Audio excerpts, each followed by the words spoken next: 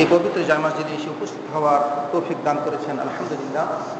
এবং তারপর তারিকার হাবিব সাইয়্যিদুল মুরসালিন খাতামুন নবিয়্যিন মানবতার মুক্তির দূত হযরত মুহাম্মদ মুস্তাফা সাল্লাল্লাহু আলাইহি ওয়াসাল্লাম, তারপর শতকোটি দরুদ ও সালাম অবতীর্ণ হোক সাল্লাল্লাহু আলাইহি ওয়াসাল্লাম। সম্মানিত উপস্থিত মুসল্লিগণ, আল্লাহ তাআলা যাদের বিরুদ্ধে লড়াই করার নির্দেশ দিয়েছেন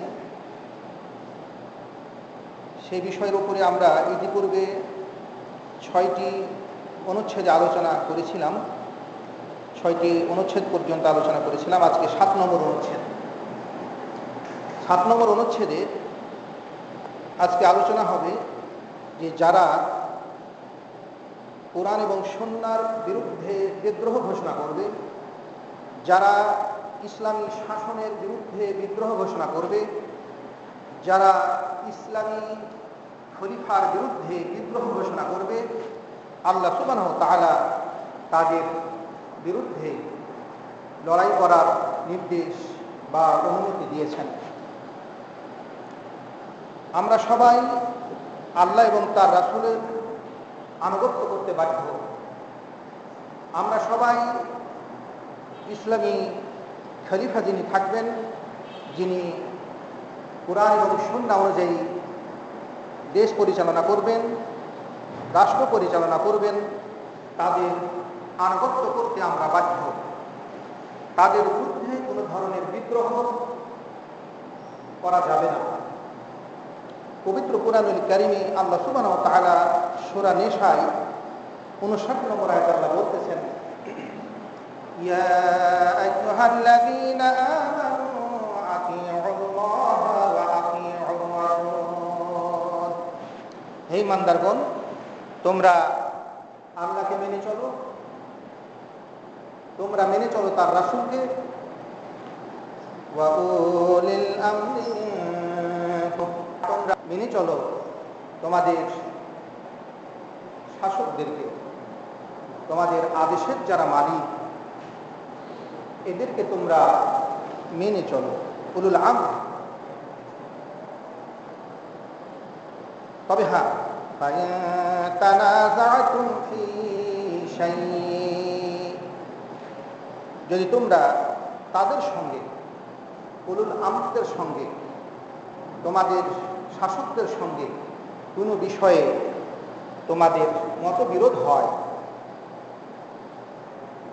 তো ফারুদ্দুহু ইলাল্লাহি ওয়ার রাসূল, তাহলে বিষয়টি তোমরা নিয়ে যাও আল্লাহ এবং তার রাসূলের দিকে, কোরআন এবং সুন্নাহর কাছে। ইন কুনতুম তুমিনুনা বিল্লাহি ওয়াল ইয়াউমিল আখির, যদি তোমরা আল্লাহকে বিশ্বাস করো, আখিরাতকে বিশ্বাস করো। যালিকা খায়র, এটা খুবই উত্তম কাজ, এবং ওয়া আহসানু তাবিলা, আর এই কাজের পরিণতিটাও কিন্তু খুবই সুন্দর। পবিত্র কুরআনুল কারীমে সূরা নিসার এই 59 নম্বর আয়াতে আল্লাহকে মেনে চলার নির্দেশ এসেছে, তার রাসূলকে মেনে চলার নির্দেশ এসেছে, এবং উলুল আমর যারা আমাদের আদেশকর্তা, যারা আমাদের শাসক, যারা আমাদের নেতা, যারা আমাদের ইমাম, এদেরকে অনুসরণ করার নির্দেশ এসেছে। রাসূলুল্লাহ সাল্লাল্লাহু আলাইহি ওয়াসাল্লাম বলেছেন যে মান আতাআনি ফাকাদ আতা আল্লাহ, যারা আমাকে মেনে চললো তারা আল্লাহকে মেনে চললো, যারা আমার আনুগত্য করলো তারা আল্লাহর আনুগত্য করলো। ফামান আসানি ফাকাদ আতা আল্লাহ, আর যারা আমার অবাধ্য হলো তারা আল্লাহর অবাধ্য হলো। ফামান আতাআল ইমাম, আর যারা ইমামের অনুসরণ করলো, ইমামের আনুগত্য করলো, ফাকাদ আতাআনি, তারা আমার অনুসরণ করলো। ফামান আসাল ইমাম, আর যারা ইমামের অবাধ্য হলো, ইমামের কথা মানলো না, ফাকাদ আসানি, তারা আমাকে মানল না। হাদিস ইবনে মাজার হাদিস, সেই হাদিস, এই হাদিসটি অন্যান্য অসংখ্য গ্রন্থে এসেছে।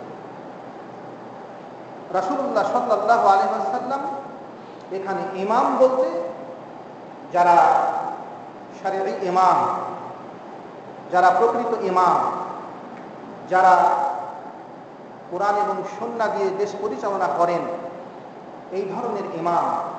এজন্য অন্য হাদিসে এসেছে, রাসূল বলেছেন ইমামি, অর্থাৎ যারা আমার ইমামকে যারা অনুসরণ করলো তারা আমাকে অনুসরণ করলো, আর যারা আমার ইমামকে, আমার আমিরকে যারা অমান্য করলো তারা আমাকে অমান্য করলো। এখানে অন্য বর্ণনায় আমিরি কথাটা এসেছে। তো তারা আসলে আল্লাহর পক্ষ থেকে বৈধ ইমাম, কারা আসলে রাসূলুল্লাহ সাল্লাল্লাহু আলাইহি ওয়াসাল্লামের ঘোষিত বৈধ ইমাম। বৈধ ইমাম হচ্ছেন তারাই যারা কুরআন এবং সুন্নাহ দিয়ে দেশ পরিচালনা করবেন, জাতি পরিচালনা করবেন, রাষ্ট্র পরিচালনা করবেন।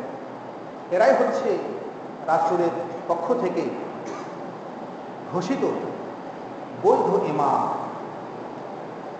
এজন্য রাসূলুল্লাহ সাল্লাল্লাহু আলাইহি ওয়াসাল্লামের সাহাবী উম্মে হুসাইন বলতেছেন যে আমি রাসূলুল্লাহ সাল্লাল্লাহু আলাইহি ওয়াসাল্লামকে বিদায় হজে বলতে শুনেছি। আমরা জানি যে বিদায় হজ এটা নবী সাল্লাল্লাহু আলাইহি ওয়াসাল্লাম সেই হজের পরে কিছুদিন পরেই আল্লাহ রাসূল সাল্লাল্লাহু আলাইহি ওয়াসাল্লাম মারা গিয়েছিলেন। সেই বিদায় হজে রাসূলুল্লাহ সাল্লাল্লাহু আলাইহি ওয়াসাল্লাম বলেছেন, যেটা হযরত উম্মে হুসাইন রাদিয়াল্লাহু তাআলা আনহা শুনেছেন। তিনি বলতেছেন যে রাসূল বলছেন, ইন উম্মিরা আলাইকুম আবদুন হাবাশিয়ুন, যদিও তোমাদের উপরে কোনো একজন আমির নিযুক্ত করে দেওয়া হয়, এমন আমির যিনি কালো মানুষ, হাবাসা এলাকার মানুষ, ইথিওপিয়া, সুদান, আফ্রিকার মানুষ, এই ধরনের একজন কালো মানুষকেও যদি তোমাদের আমির নিযুক্ত করা হয়, ফাসমাউ লাহু আতিউল, তাহলে তোমরা তার কথা শুনবে, তাকে মেনে চলবে। মা কাদাকুম বিকিতাবিল্লাহ, যতদিন ধরে তারা তোমাদেরকে আল্লাহ সুবহানাহু ওয়া তাআলার কিতাব অনুযায়ী তোমাদেরকে পরিচালনা করবেন। মা কাদাকুম বিকিতাবিল্লাহ, তারা যদি তোমাদেরকে আল্লাহর কিতাব অনুযায়ী পরিচালনা করেন, কুরআন অনুযায়ী পরিচালনা করেন, তাহলে তোমরা তাদের কথা শুনতে বাধ্য, তাদের কথা মানতে বাধ্য। এই জন্য রাসূলুল্লাহ সাল্লাল্লাহু আলাইহি ওয়াসাল্লাম তিনি আমাদেরকে নির্দেশ দিয়েছেন যে আমরা যাতে করে আমিরের কথা শুনি এবং আমিরের কথা মানি, নেতার কথা শুনি এবং নেতার কথা মানি। এই জন্য হযরত উবাদা ইবনে সামিত রাদিয়াল্লাহু তাআলা আনহু তিনি বলতেছেন যে রাসূলুল্লাহ সাল্লাল্লাহু আলাইহি ওয়াসাল্লাম আমাদেরকে ডাকলেন যাতে করে আমরা তার কাছে বায়াত নিব, তার কাছে ওয়াদাবদ্ধ হব। রাসূলুল্লাহ সাল্লাল্লাহু আলাইহি ওয়াসাল্লাম যে বিষয়ের উপরে আমাদের কাছ থেকে ওয়াদা নিলেন, আমরা যে বিষয়ে রাসূলুল্লাহ সাল্লাল্লাহু আলাইহি ওয়াসাল্লামের নিকটে ওয়াদাবদ্ধ হলাম, তার মধ্যে ছিল যে তোমাদেরকে কথা শুনতে হবে, আমিরের কথা শুনতে হবে, নেতার কথা শুনতে হবে, শাসকের কথা শুনতে হবে, ওয়া তাআত, এবং তাদের কথা মানতে হবে। আমিরের কথা শুনতে হবে, আমিরের কথা মানতে হবে। ফি মানশাতিনা ওয়া মাকরাহিনা, যদি সেই নির্দেশ আমাদের কাছে খুশির নির্দেশ হয় তবুও, সেটা যদি আমাদের কাছে অপছন্দের নির্দেশ হয় তবুও, অপছন্দের মানে এই নয় যে সে তাকে খারাপ নির্দেশ দিচ্ছে, আল্লাহ এবং তার রাসূলের নাফরমানির নির্দেশ দিচ্ছে, কুরআন সুন্নাহ বিরোধী নির্দেশ দিচ্ছে, সেটা নয়। যে নির্দেশ পালন করতে তাকে কষ্ট লাগবে এরকম নির্দেশ দিচ্ছে। ওয়া উসরিনা ওয়া ইউসরিনা, সেটা হোক কঠিন হোক আর সহজ হোক। ওয়া আসারাতান আলাইনা, আমাদের উপরে অন্যকে প্রাধান্য দিই,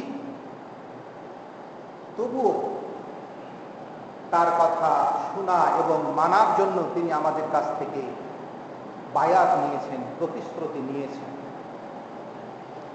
তাহলে হযরত উবাদা ইবনে সামিত রাদিয়াল্লাহু তাআলা আনহু বলতেছেন যে রাসূল সাল্লাল্লাহু আলাইহি ওয়াসাল্লাম সাহাবীদের কাছ থেকে যেটা বায়াত নিতেন সেটা হচ্ছে যে তোমরা নেতাদের কথা শুনবে, তোমরা নেতাদের কথা মানবে, তাদের কথা তোমাদের অনুকূলে যাক আর তোমাদের প্রতিকূলে যাক, তোমাদের খুশি করুক আর তোমাদেরকে বেজার করুক, তোমাদের কষ্ট হোক আর তোমাদের জন্য সহজ হোক, তোমরা তাদের কথা শুনবে এবং মানবে।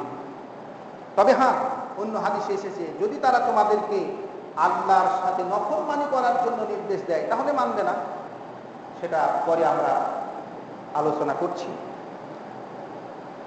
আরেকটি বিষয় তিনি আমাদের কাছ থেকে ওয়াদা নিয়েছেন, আমরা যে বিষয়ের বায়াত করেছি সেটা হলো যে আল্লাহ নুনাজে আল আমরা আহলাহু, আমরা যেন দায়িত্বশীলের কাছ থেকে, শাসকের কাছ থেকে, তার নেতার কাছ থেকে তার নেতৃত্ব ছিনিয়ে না নিই, এই জন্য তিনি আমাদের কাছ থেকে বায়াত নিয়েছেন।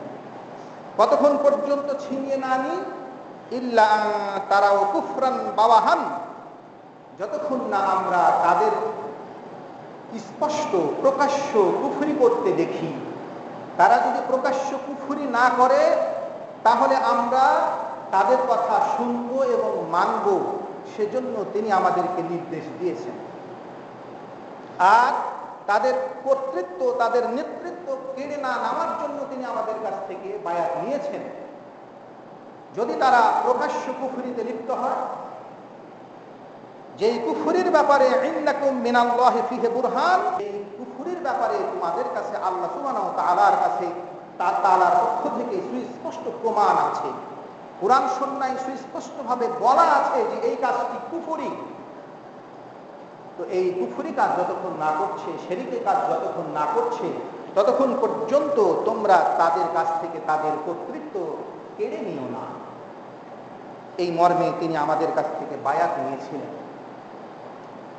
বুখারীর, মুসলিমের বিভিন্ন গ্রন্থে হাদিসটি এসেছে। বুখারীর ৭০৫৫ নম্বর হাদিস। এই হাদিসে রাসূলুল্লাহ সাল্লাল্লাহু আলাইহি ওয়াসাল্লাম স্পষ্টভাবে বলে দিয়েছেন যে যারা আমির থাকবেন, যারা উমারা থাকবেন, শাসক থাকবেন, তারা যদি কুফরি কর্মকাণ্ডে লিপ্ত না হয় তাহলে তার অবগত করতে হবে, তাদের কথা মানতে হবে, তাদের কথা শুনতে হবে। তারা যদি পাপ কাজও করে তবুও শুনতে হবে। বিষয়টা এরকম আর কি, যে পাপ কুফরি পাপ নয়, যে পাপ কুফরি পাপের নিচে আছে, যে বিষয়টা তাদের অধিকার তারা নিয়ে নিচ্ছে অথচ জনগণকে তার অধিকার দিচ্ছে না, তবুও তাদের কাছ থেকে তাদের বিরুদ্ধে বিদ্রোহ করতে রাসূল সাল্লাল্লাহু আলাইহি সাল্লাম নিষেধ করেছেন। এজন্য রাসূলুল্লাহ সাল্লাল্লাহু আলাইহি ওয়াসাল্লামের সাহাবী তিনি বর্ণনা করতেছেন যে রাসূলুল্লাহ সাল্লাল্লাহু আলাইহি ওয়াসাল্লাম বলতেছেন এই কথাটা, যে একজন সাহাবী জিজ্ঞেস করলেন যে এমন যদি শাসক আমাদের কাছে আসে, যেই শাসকেরা তাদের অধিকার আমাদের কাছে চাচ্ছে, তারা চাচ্ছে যে আমরা তাদের হকগুলো আদায় করি, নেতাদের হকগুলো আমরা আদায় করি, সেটা তারা চাচ্ছে আমাদের কাছে। ওয়াইল বিন হুজুর হাদিসটি বর্ণনা করছেন, একজন ব্যক্তি এসে রাসূলকে জিজ্ঞেস করছেন, আর রাআইতা ইন কানা আলাইনা উমারা, যদি আমাদের নিকটে এমন কিছু আমির এসে যান, আমাদের উপরে এমন কিছু আমির হন, নেতা হন, যে নেতারা ইয়ামনাউনা হাক্কানা, তারা আমাদেরকে আমাদের অধিকার দিচ্ছে না, আমাদেরকে আমাদের পাওনা দিচ্ছে না, ওয়ায়াসআলুনা হাক্কাহুম, অথচ তারা তাদের হক, তাদের অধিকার, তাদের আনুগত্য এটা তারা আমাদের কাছ থেকে চাচ্ছে, তা আমরা সেই সময় করবোটা কি? রাসূলুল্লাহ সাল্লাল্লাহু আলাইহি ওয়াসাল্লাম বললেন, ইসমাউ ওয়া আতিউ, তোমরা তাদের কথা শুনো, তাদের কথা মানো। তারা যদি তোমাদের হক নাও দেয় তাহলে তোমরা তাদের বিরুদ্ধে বিদ্রোহ করতে পারবে না, তাদের কথা তোমাদের শুনতে হবে, তাদের কথা মানতে হবে। ফাইন্নামা আলাইহিম মা হুম্মিলু, নিঃসন্দেহে তারা যদি তাদের দায়িত্ব না পালন করে, তারা যদি তাদের হক আদায় না করে, তাহলে তাদের যে বোঝা, সেই বোঝার তাদেরকে বহন করতে হবে, সেই পাপ তাদেরকে বহন করতে হবে। ওয়া আলাইকুম মা হুম্মিলতুম, আর তোমাদের উপরে যে দায়িত্ব দেওয়া হয়েছে আছে সেই দায়িত্বের বোঝা তোমাদেরকে পালন করতে হবে। এই হাদিস থেকে স্পষ্ট প্রমাণিত হয় যে যারা ইসলামী শাসক থাকবেন তারা যদি কিছু ভুল ত্রুটি করেন, যেই ভুল ত্রুটি প্রকাশ্য কুফরি নয়, প্রকাশ্য কুফরি ভুল ত্রুটি নয়, তাহলে তাদের বিরুদ্ধে বিদ্রোহ করা এটা শরীয়তে সম্পূর্ণভাবে নিষিদ্ধ করে দেওয়া হয়েছে। তারা যদি এমন কিছু করে যেই গুনাহের কারণে তারা ভালোবাসা পাওয়ার হয়তো যোগ্য নয়, মহব্বত পাওয়ার যোগ্য নয়, কিন্তু তারপরেও তাদের বিরুদ্ধে বিদ্রোহ করার ইখতিয়ার আল্লাহ সুবহানাহু ওয়া তাআলা মুসলমানদেরকে দেয়নি। বিদ্রোহটা কখন হবে? যখন তারা প্রকাশ্য কুফরিতে লিপ্ত হবে, তখন মুসলিম উম্মাকে বলা হয়েছে যে তখন তারা আর তোমাদের নেতৃত্বে তারা আর থাকতে পারবে না। এটা মুসলিম উম্মা তখন নির্ধারণ করবে যে এই নেতাকে আমাদের সরাতে হবে, এই নেতাকে আমরা চাই না। এজন্য রাসূলুল্লাহ সাল্লাল্লাহু আলাইহি ওয়াসাল্লাম আমাদেরকে সুস্পষ্টভাবে দিক নির্দেশনা তিনি দিয়ে দিয়েছেন। রাসূলুল্লাহ সাল্লাল্লাহু আলাইহি ওয়াসাল্লাম বলতেছেন, খাজা রাদিয়াল্লাহু তাআলা আনহু বলছেন যে আমি রাসূলকে বলতে শুনেছি, রাসূল বলেছেন ইন্নাহু সাতাকুনু হানাত ওয়া হানাত, নিঃসন্দেহে অচিরেই ফিতনা আর ফিতনার ফাসাদের আবির্ভাব হবে, শুধু ফিতনা আর ফিতনা। ফামান আরাদা আন ইউফাররিকা আমরা হাযিহিল উম্মাহ ওয়া হিয়া জামিউন, যদি কোনো ব্যক্তি ঐক্যবদ্ধ শক্তিকে, ইসলামী শক্তি ঐক্যবদ্ধ শক্তিতে পরিণত আছে, ঐক্যবদ্ধভাবে মুসলিম কোনো ইসলামী শাসন ব্যবস্থার অধীনে আছে, কোনো মুসলিম খলিফার অধীনে ঐক্যবদ্ধভাবে তারা আছে এবং সেই মুসলিম শাসকও তাদেরকে কোরআন সুন্নাহ দিয়ে পরিচালনা করছে, এমন সময় যদি কোনো একজন ব্যক্তি এসে এর মাঝে ফাটাল সৃষ্টি করতে চায়, বিচ্ছিন্নতা সৃষ্টি করতে চায়, তাফরিক সৃষ্টি করতে চায়, তো রাসূল বললেন ফাজরিবুহু বিস-সাইফ কাইনান মান কানা, তাহলে সে যেই হোক না কেন তাকে তোমরা তরবারি দিয়ে আঘাত করো। অর্থাৎ মুসলিম উম্মাহ যখন ঐক্যবদ্ধভাবে থাকবে, মুসলিম উম্মাহ যখন ঐক্যবদ্ধভাবে কোরআন সুন্নাহ মেনে চলবে, তখন কোনো ধরনের বিদ্রোহ, কোনো ধরনের উস্কানি এটা ইসলাম সম্পূর্ণ নিষিদ্ধ করে দিয়েছে। এজন্য মুসলিম সহ বিভিন্ন সহিহ হাদিসে আছে যে রাসূলুল্লাহ সাল্লাল্লাহু আলাইহি সাল্লাম বলেছেন যে যখন তোমরা ঐক্যবদ্ধ থাকবে আর কোনো ব্যক্তি যদি সেই ঐক্যবদ্ধ অবস্থানকে যদি বিচ্ছিন্নতা সৃষ্টি করতে চায়, বিভক্ত করতে চায়, তাহলে সে যেই হোক না কেন সে তখন হত্যাযোগ্য অপরাধ করে বসলো।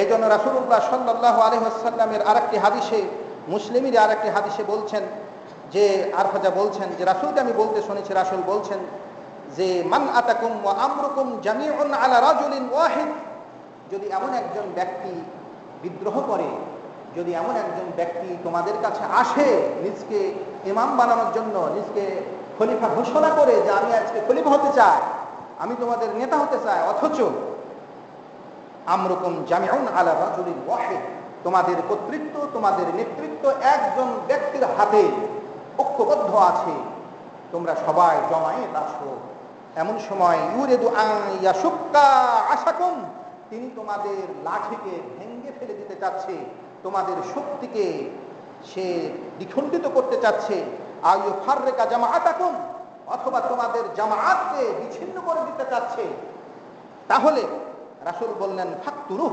তোমরা তাকে হত্যা করো।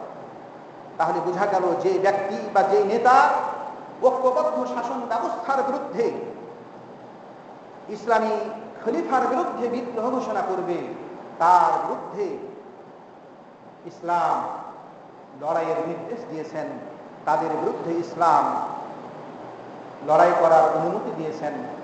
এজন্য রাসূলুল্লাহ সাল্লাল্লাহু আলাইহি ওয়াসাল্লাম আমাদেরকে সাবধান করেছেন, সতর্ক করেছেন যে মুসলিম যখন ঐক্যবদ্ধভাবে থাকবে তখন তোমরা সেই ঐক্যবদ্ধ ব্যবস্থাকে তোমরা দ্বিখণ্ডিত করিও না, বিভক্ত করিও না।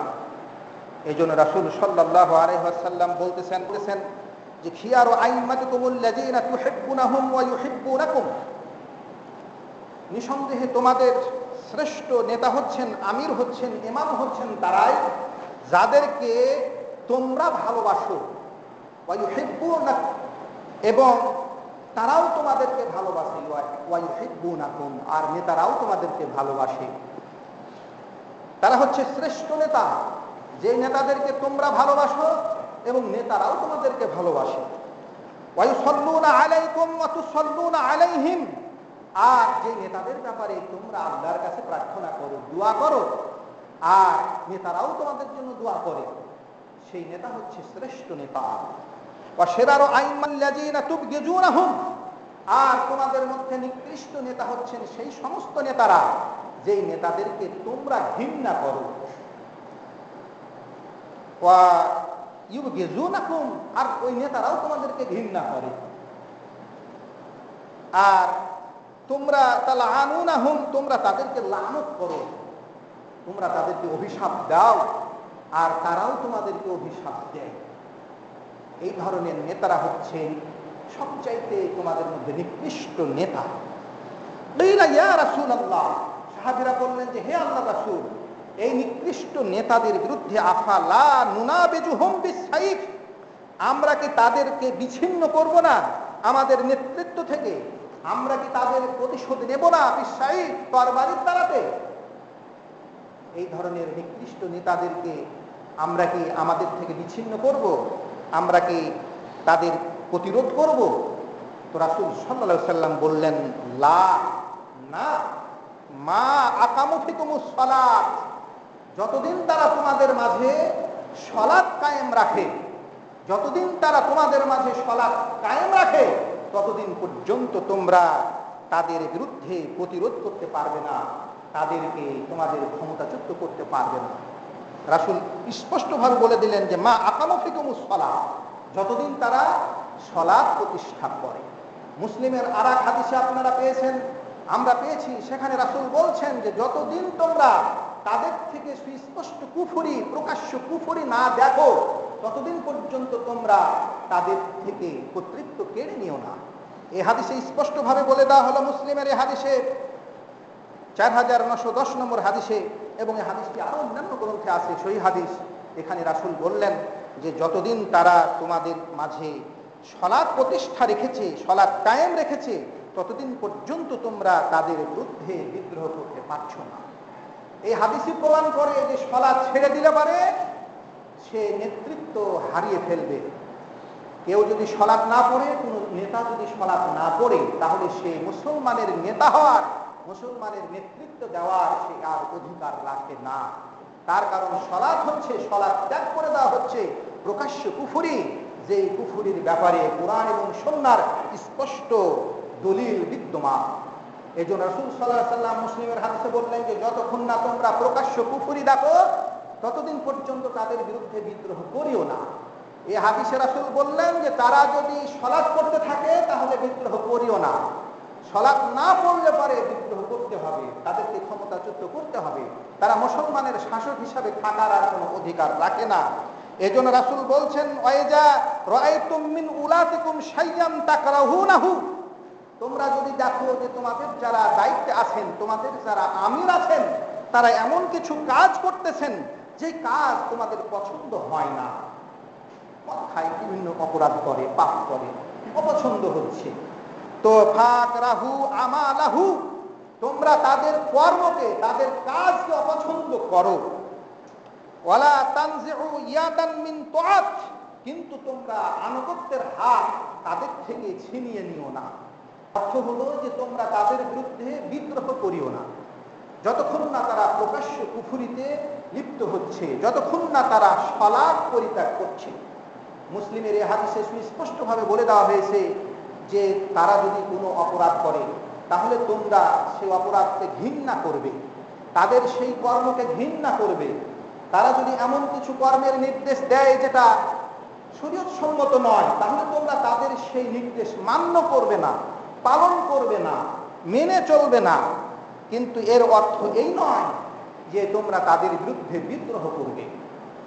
তাদের কথা না মানা, তাদের কথা না শোনা, যেই কথা কোরআন সুন্নাহ বিরোধী, সেই কথা শুনতে হবে না, এটার নাম বিদ্রোহ নয়। রাসূলুল্লাহ সাল্লাল্লাহু আলাইহি ওয়াসাল্লাম সুস্পষ্টভাবে তিনি নির্দেশ দিয়েছেন যে যদি তোমাদেরকে তোমাদের নেতারা এমন কিছুর আদেশ করে যেটা আল্লাহর নফরমানি হচ্ছে, কোরআন সুন্নাহর নফরমানি হচ্ছে, তাহলে তোমরা সেই নির্দেশ পালন করতে যেও না। এই জন্য নেতাদের সৎ আদেশ আমাদেরকে পালন করতে হবে, ন্যায়সঙ্গত আদেশ আমাদের পালন করতে হবে, কিন্তু অন্যায় আদেশ আমাদের পালন করতে হবে না। এই জন্য রাসূলুল্লাহ সাল্লাল্লাহু আলাইহি ওয়াসাল্লাম বলেছেন, লা তুআতা লি বাশারিন ফি মাশিয়াতিল্লাহ, আল্লাহর অবাধ্য হয়ে, আল্লাহর অবাধ্য কোনো মানুষের, কোনো ব্যক্তির আনুগত্য চলবে না। সেই ব্যক্তি যেই হোক না কেন, হোক না পিতামাতা, হোক না পীর আউলিয়া, হোক না শিক্ষক, হোক না গুরুজন, হোক না নেতা, হোক না যেই কেউ, সে যদি আল্লাহর নাফরমানি করতে আদেশ করে, সে যদি পাপের আদেশ করে, তাহলে তার সেই আদেশ পালন করা যাবে না। সে যদি শিরকে কাজের আদেশ করে, কুফরি কাজের আদেশ করে, গুনাহের কাজের আদেশ করে, কাউকে মারার আদেশ করে, কাউকে হত্যা করার আদেশ করে, ইত্যাদি ইত্যাদি, তাহলে সেই আদেশ পালন করা যাবে না। এজন্য রাসূলুল্লাহ সাল্লাল্লাহু আলাইহি ওয়াসাল্লামের একজন সাহাবীকে, আলী বলতেছেন যে একজন সাহাবীকে রাসূলুল্লাহ সাল্লাল্লাহু আলাইহি ওয়াসাল্লাম একটি বাহিনীর আমির নিযুক্ত করলেন এবং তাদেরকে বললেন যে তোমরা তোমাদের আমিরের কথা মেনে চলবে। তো তারা তাদের আমিরকে কষ্ট দিল, তাদের আমির কোনো এক কারণে তাদের প্রতি রাগান্বিত হলেন। সেজন্য আমির বললেন যে তোমরা লকড়ি, খড়ি সেটা জোগাড় করো, জমা করো। তো সেই খড়ি জমা করা হলো, তারা জমা করলেন। তারপরে বললেন যে আগুন ধরাও, তো তারা আগুন ধরালেন। তারপরে তিনি বললেন, সেই আমির তখন বললেন যে তোমরা এখন আগুনে ঝাঁপ দাও। তো কেউ মনে করলো যে নেতার আদেশ যেহেতু পালন করতে হয়, তাহলে ঝাঁপ দেওয়া যায়। আবার কেউ বললো যে না, আমরা তো সেই আগুন থেকে বাঁচার জন্যই তো ইসলাম গ্রহণ করেছি, এখন ওই আগুনে আবার ঝাঁপ দিব, এটা হতে পারে না। যে শেষ পর্যন্ত কেউ আগুনে ঝাঁপ দিল না, তার রাগ মিটে গেল।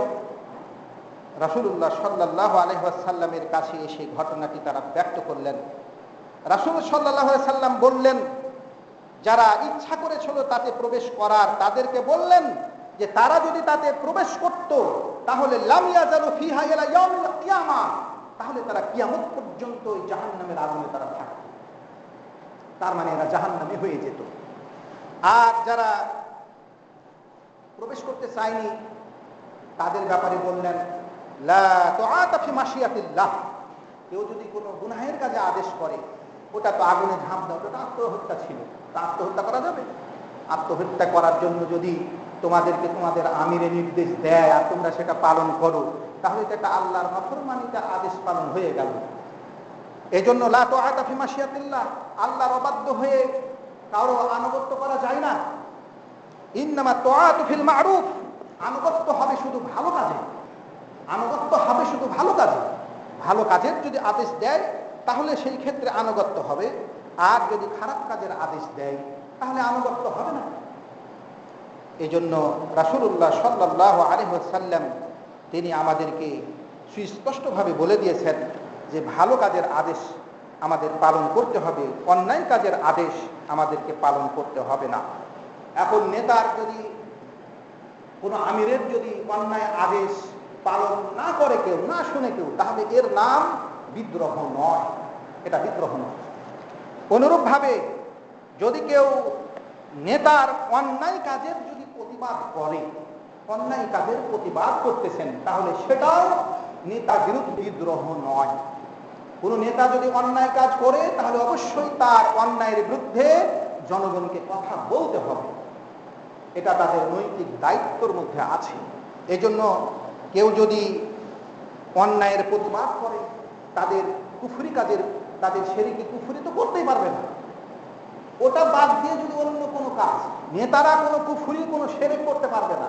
নেতারা যদি কোনো কুফরি শিরক করে সালাত ছেড়ে দেয়, তাহলে তারা মুসলমানের নেতৃত্ব পাওয়ার কোনো হক রাখে না, তারা মুসলমানের নেতা হতে পারবে না, যেটা আমরা আগে আলোচনা করেছি। রাসূল স্পষ্টভাবে বলে দিয়েছেন যে নেতারা যদি কোরআন সুন্নাহ অনুযায়ী না চলে, সেটা যদি কাবিরা গুনাহ হয়, কাবিরা গুনাহ করে, তাহলে সেই ক্ষেত্রে তাদের ছাড় আছে। কিন্তু তারা যদি এমন কিছু অপরাধে জড়িয়ে পড়ে যেটা শিরকি অপরাধ, যেটা কুফরি অপরাধ, তাহলে তাদের কোনো আর ছাড় নাই, তারা মুসলমানের ক্ষমতায় আর থাকতে পারবে না। এই জন্য রাসূলুল্লাহ সাল্লাল্লাহু আলাইহি সাল্লাম সুস্পষ্টভাবে তিনি বলে দিয়েছেন যে সাতাকুনু উমারা, অচিরেই তোমাদের মাঝে এমন কিছু আমের গণ আসবেন, এমন কিছু নেতা আসবেন, ফাতারিফুনা ওয়া তুনকিরুন, তাদের কিছু ভালো কাজ তোমরা বুঝতে পারবে, তাদেরকে চিনতে পারবে, কিছু খারাপ কাজ তারা করবে।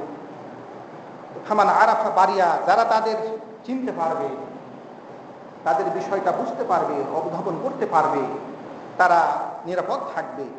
যারা ইনকার করবে, যারা চিনতে পারবে তারা মুক্ত থাকবে, আর যারা ইনকার করবে তারা নিরাপদ থাকবে।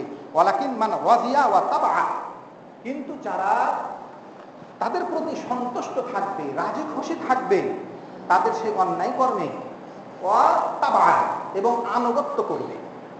আনুগত্য না করা এটা কিন্তু বিদ্রোহের অন্তর্ভুক্ত নয়। আনুগত্য সে করবে না তার খারাপ কোনো আদেশের, সে আনুগত্য করবে না। খারাপ কাজ বলছে এটা করবো না, এটা হচ্ছে আনুগত্য না করা, তার খারাপ কাজের অনুসরণ না করা। তো আল্লাহ নবী বললেন যে যারা তাদের কর্মে সন্তুষ্ট থাকবে না, তাদের অনুসরণ করবে না, তারা ভালো হবে, তারা বেঁচে যাবে। আর যারা তাদের প্রতি সন্তুষ্ট থাকবে, অনুসরণ করবে, তারা নিরাপদ থাকবে না, তারা পথভ্রষ্ট হয়ে যাবে। তো সাহাবীরা বললেন যে হে আল্লাহ রাসূল, আফালান নুকাতিলুহুম, আমরা কি তাদের সঙ্গে লড়াই করব না? রাসূল বললেন না, তোমরা তাদের বিরুদ্ধে লড়াই করবে না, মা সাল্লাউ, যতক্ষণ তারা সালাত আদায় করে।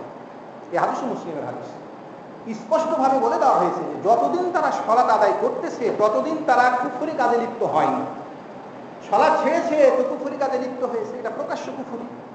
অনুরূপভাবে যদি আরো কুফরি থাকে, যে কুফরির ব্যাপারে আমাদের কাছে স্পষ্ট প্রমাণ আছে, কোরআন সুন্নাহ স্পষ্ট প্রমাণ আছে, সেটার কথা রাসূল বলেছেন, তাহলে তারা তাদের নেতৃত্ব হারাবে, তারা মুসলমানের আর নেতৃত্ব করার কোনো হক রাখবে না। এই জন্য রাসূলুল্লাহ সাল্লাল্লাহু আলাইহি ওয়াসাল্লামের সাহাবী বুরায়দা রাদিয়াল্লাহু তাআলা আনহু বলতেছেন যে আন্নান নবী সাল্লাল্লাহু আলাইহি ওয়াসাল্লাম قال, আল্লাহর নবী বলেছেন, লা তাকুলু লিল মুনাফিকি সাইয়্যিদানা, তোমরা কোনো মুনাফিককে হে আমাদের সরদার, হে আমাদের নেতা, এটা বলিও না। নেতা বলিও না, সার বলিও না, মুনাফিককে তোমরা নেতা বলিও না, ইয়া সাইয়্যিদানা, এ কথা বলিও না। তার কারণ যে মুনাফিক কখনো মুসলমানের নেতা হতে পারে না, তাহলে মুনাফিক যেখানে মুসলমানের নেতা হতে পারে না, সেখানে কাফের, বেঈমানদার, মুশরিক, এরা কি করে মুসলমানের নেতা হতে পারে? কখনো নয়। আল্লাহর নবী বলতেছেন, ফাইন্নাহু ইয়াকু সাইয়্যিদাকুম, নিঃসন্দেহে তারা যদি, অর্থাৎ মুনাফিক যদি তোমাদের সাইয়্যিদ হয়ে যায়, তোমাদের নেতা হয়ে যায়, তাহলে ফাকাদ আসফাতুম রাব্বাকুম আযজা ওয়া জাল্লা, তাহলে তোমরা তোমাদের রব আযজা ওয়া জাল্লাকে, তোমরা তোমার আল্লাহ তাআলাকে তোমরা চরমভাবে প্রধান্বিত করলে, কঠিনভাবে রাগান্বিত করলে। আল্লাহর সাট, আল্লাহর ক্রোধ, চরম ক্রোধ তোমাদের উপরে এসে যাবে। এতে কোনো মুসলমানেরা যদি কোনো কাফেরকে নেতা বানায়, কোনো মুনাফিককে নেতা বানাই, কোনো মুসলিমকে নেতা বানাই, আর যদি সেই মুসলিম মানুষগুলা ওই কাফের মানুষগুলাকে এ শাহ, এ নেতা, আই সাইয়্যিদ এইভাবে ডাকাডাকি করে, তাহলে সে তার রব আল্লাহ সুবহানাহু ওয়া তাআলাকে চরমভাবে ক্রোধান্বিত করলো। এতে যে মানুষগুলোর উপরে আল্লাহর চরম ক্রোধ, চরম রাগ রয়েছে, চরম গুসা রয়েছে, সেই মানুষগুলো কখনোই হেদায়েত লাভ করতে পারে না, কখনোই সেই মানুষগুলো মুক্তি লাভ করতে পারে না। হাদিস আবু দাউদের সহিহ হাদিস, মুসনাদ আহমদের সহিহ হাদিস, আর একটি হাদিসে রাসূলুল্লাহ সাল্লাল্লাহু আলাইহি সাল্লাম বলেছেন, বুরায়দা বর্ণনা করছেন যে এজা কলার রাজুল লিল মুনাফিকিন, যখন কোনো ব্যক্তি মুনাফিকদেরকে বলবে, স্পষ্ট তো বোঝা যাচ্ছে যে মুনাফিককে চিনবেন কি করে? মুনাফিক এখন বর্তমানে মুনাফিককে তো চিনার সবচেয়ে বড় উপায় হলো যে সে বেনামাজি হবে, নামাজ পড়বে না। এটা হচ্ছে মুনাফিক চিনার সবচেয়ে বড় সহজ উপায়, যে সে সালাত করবে না, সেটা কাফের। সে নিজকে মুসলমান দাবি করলেও তো সে মুনাফিকের মধ্যে আছে।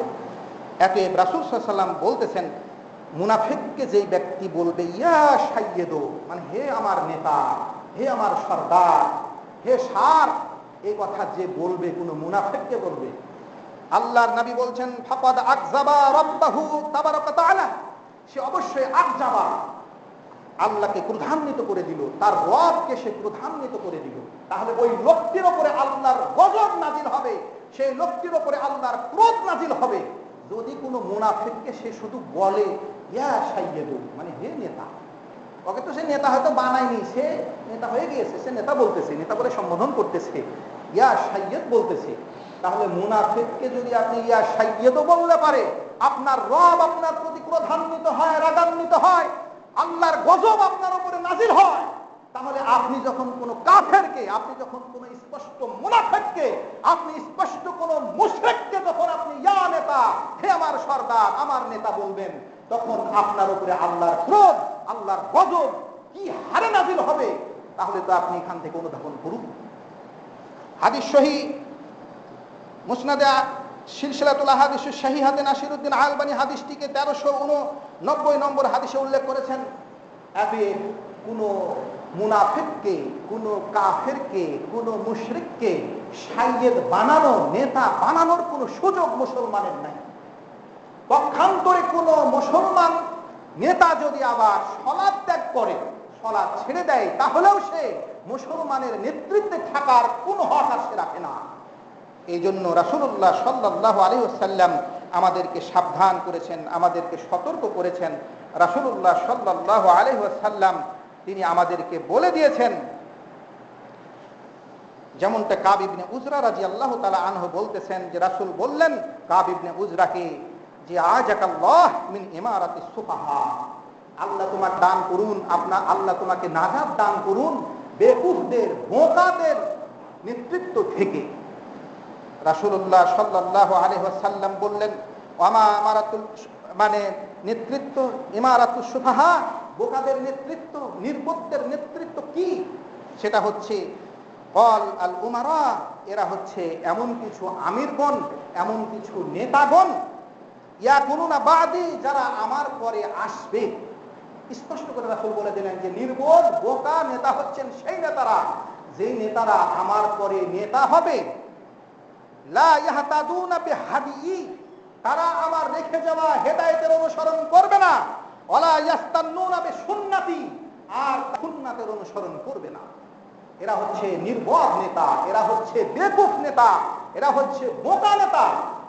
হে কাব ইবনে উজরা, আমি এই ধরনের বোকা নেতার নেতৃত্ব থেকে তোমার কাছে আশ্রয় চাচ্ছি। রাসূল বললেন ফামান সাদ্দাকাহুম বিকাযিবিহিম, ওই নেতাদের কাজ হচ্ছে মিথ্যা কথা বলা। অতএব যে ব্যক্তিরা তাদের মিথ্যা কথাকে সত্যায়ন করবে, মিথ্যা কথা ছড়াচ্ছে, আর ওই নেতার অনুসারীরা তাসদিক করতেছে, হ্যাঁ আমার নেতা তো ঠিকই বলতেছে, মিথ্যা কথা বলতেছে, সে জানছে যে আমার নেতা মিথ্যা বলে, মিথ্যা বলেছে, এটা সত্য কথা নয়, তারপরেও সে বলছে যে হ্যাঁ আমার নেতা সত্য বলেছে। রাসূল বললেন মান সাদ্দাকাহুম বিকাযিবিহিম, যে মানুষগুলো তাদের মিথ্যা কথাকে তাসদিক করবে, সত্যায়ন করবে, ওয়া আনাহুম আলা যুলমিহিম, আর সেই নির্বোধ নেতারা জুলুম করবে, তাদের সেই জুলুমে যে ব্যক্তিরা সাহায্য সহযোগিতা করবে, ফাউলাইকা লাইসু মিন্নি, ওই সমস্ত মানুষগুলো আমার উম্মতের অন্তর্ভুক্ত নয়, ওয়ালাস্তু মিনহু, আমিও তাদের অন্তর্ভুক্ত নই। ওয়ালা ইয়ারিদুন আলাইয়া হাউজি, এই মানুষগুলো আমার কাছে হাউজে কাউসারের কাছে তারা পদার্পণ, তারা আসার সুযোগ পাবে না। উম্মতে মুহাম্মদ যারা হবেন, নবীর উম্মত যারা হবেন, তারা নবী সাল্লাল্লাহু আলাইহি ওয়াসাল্লামের নিকটে হাউজে কাউসারের কাছে আসবেন, তারা হাউজে কাউসারের পানি পান করবেন। রাসূল বলছেন এই মানুষগুলো তারা আমার কাছে হাউজে কাউসারের কাছে তারা আসতে পাবে না। পক্ষান্তরে ওমান লাম ইউসাদ্দিকুহুম বিকাযিবিহিম, যারা তাদের মিথ্যা কথাকে সত্যায়ন করবে না, তাদের জুলুমের উপরে সাহায্য করবে না, ফাউলাইকা মিন্নি, এরা হলো আমার অন্তর্ভুক্ত, ওয়া আনা মিনহু, আমিও তাদের অন্তর্ভুক্ত। ফাসায়ারিদুনা আলাইয়া হাউজি, এরা আমার কাছে অচিরেই হাউজে কাউসারের কাছে আসার সুযোগ পাবে। হাদিস সহিহ হাদিস, এই হাদিসটি নাসিরউদ্দিন আলবানী তার সহিহুত তারগিবের 2242 নম্বর হাদিসে স্থান দিয়েছেন হাদিস সহিহ। এই হাদিস থেকে প্রমাণিত হয় যে নির্বোধ শাসক হচ্ছেন তারাই যারা রাসূলের রেখে যাওয়া হেদায়েতের অনুসরণ করে না। নির্বোধ শাসক হচ্ছেন তারাই যারা রাসূলের সুন্নাতের অনুসরণ করে না। নির্বোধ শাসক হচ্ছেন তারাই যারা মিথ্যা কথা আওড়ায়, মিথ্যা কথা বলে। বোকা নির্বোধ শাসক হচ্ছেন তারাই যারা মানুষের উপরে জুলুম করে। রাসূলুল্লাহ সাল্লাল্লাহু আলাইহি ওয়াসাল্লাম তাদের জুলুমে কোনো ধরনের সাহায্য সহযোগিতা করতে আমাদেরকে নিষেধ করে দিয়েছেন। রাসূলুল্লাহ সাল্লাল্লাহু আলাইহি ওয়াসাল্লাম বলতেছেন, যেমনটা আব্দুল্লাহ ইবনে উমর রাদিয়াল্লাহু তাআলা আনহু বর্ণনা করছেন, রাসূল বলছেন, হে মুহাজিররা, হে মুহাজিরদের দল, হে মুহাজিরদের দল, মুহাজিরদেরকে লক্ষ্য করে তিনি বলতেছেন, যারা মক্কা থেকে মদিনায় হিজরত করেছিলেন, সাহাবী উমর, আব্দুল্লাহ ইবনে উমর, আবু বকর সহ আরো যত আছেন, মুহাজিরদেরকে খেতাব করে বলতেছেন, ডেকে বলতেছেন যে হে মুহাজিরেরা, খামসুন ইজা উবতিলতুম বিহিন্না, পাঁচটি এমন কিছু অপরাধ আছে যেই অপরাধে কেউ যদি জড়িয়ে যায়, আউযু বিল্লাহি আন তুদরিকুহুন্না, আমি আশ্রয় চাচ্ছি আল্লাহর কাছে যে তোমরা যাতে করে সেই পাঁচটি অপরাধ না পাও, সেই পাঁচটি অপরাধের সাক্ষাৎ না পাও, সেজন্য আমি আল্লাহর কাছে আশ্রয় প্রার্থনা করছি। সেই পাঁচটি অপরাধ পাঁচটি মহা অকল্যাণ, পাঁচটি মহা গজব ডেকে আনবে। অপরাধ হচ্ছে যে লাম তাজহারুল ফাহিশাতু ফি কওমিন কাত্তু, যদি নোংরামি, যদি বেশ্যাপনা, যদি জেনা, ব্যভিচার, সমকামিতা, এই সমস্ত বিষয়গুলো যদি কোনো সমাজে প্রকাশ্য রূপ ধারণ করে, প্রকাশ্য জেনা ব্যভিচারে লিপ্ত হয়, তাহলে ইল্লা ফাসাবিহিমুত তাউন আল আউজা, তাহলে সেই জাতির উপরে আল্লাহ তাউন দিবেন, মহামারী দিবেন এবং দুরারোগ্য দিবেন, এমন কিছু ব্যাধি দিবেন, এমন কিছু রোগ দিবেন, যে ব্যাধি, যে রোগ তাদের পূর্ববর্তীদের মধ্যে ছিল না। দুই, যদি কোনো জাতি ওজনে অথবা মাপে কম করে, তাহলে আল্লাহর গজব হিসাবে তাদের উপরে দুর্ভিক্ষ নাজিল হবে, ওয়াশিল মাউনা, এবং তাদের আয় রোজগারের স্বল্পতা ঘটবে, কঠিনতা ঘটবে, ওয়া জাওরি সুলতান, আর শাসকেরা, সুলতানেরা তাদের উপরে জুলুম করবে।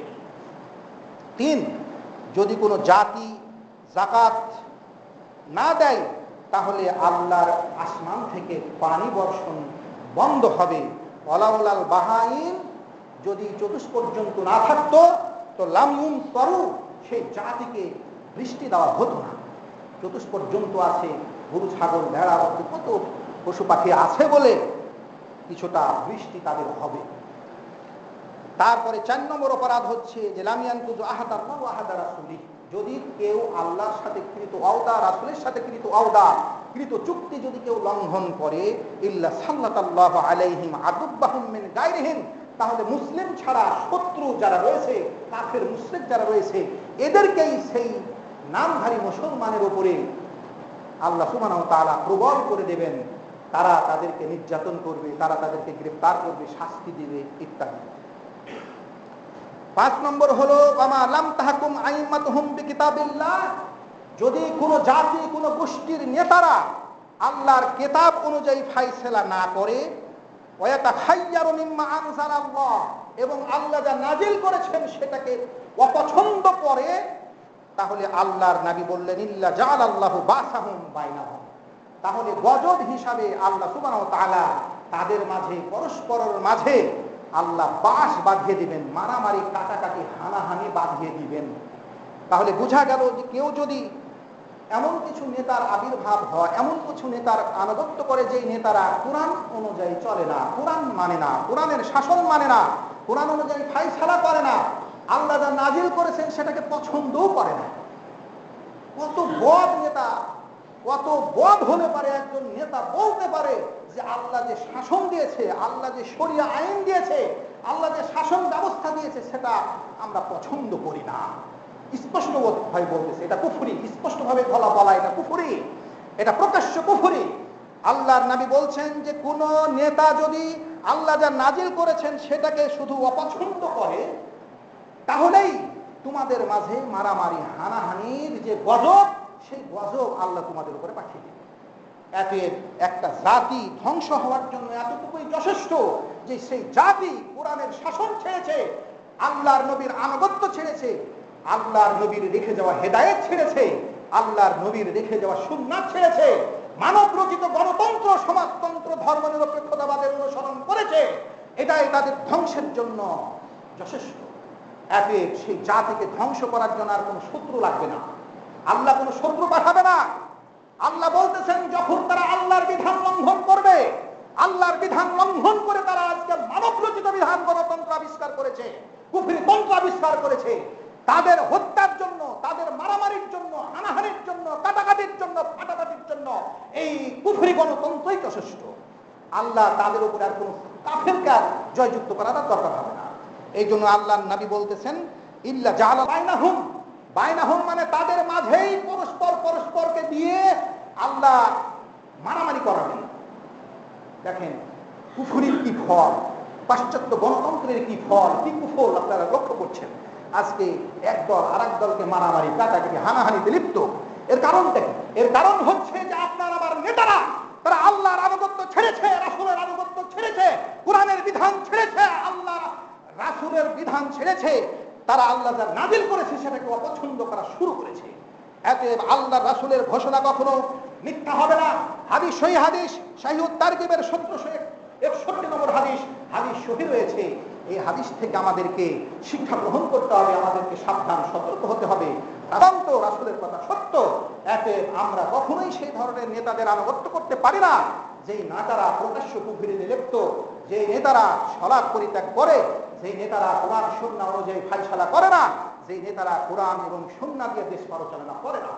রাসূল সাল্লাল্লাহু আলাইহি ওয়াসাল্লাম দায়িত্বহীনভাবে বলে দিয়েছেন যে যে নেতা, সে যদি একজন হাবশী গোলামও হয়, সে যদি একজন কালো মানুষও হয়, সে যদি তোমাদেরকে কোরআন এবং সুন্নাহ দিয়ে, আল্লাহর বাণী দিয়ে তোমাদেরকে শাসন পরিচালনা করে, তাহলে তোমরা তার কথা শুনতে বাধ্য, তার আনুগত্য করতে বাধ্য। আল্লাহ সুবহানাহু ওয়া তাআলা আমাদের সঠিক বুঝ দান, তৌফিক দান করুন। আমিন।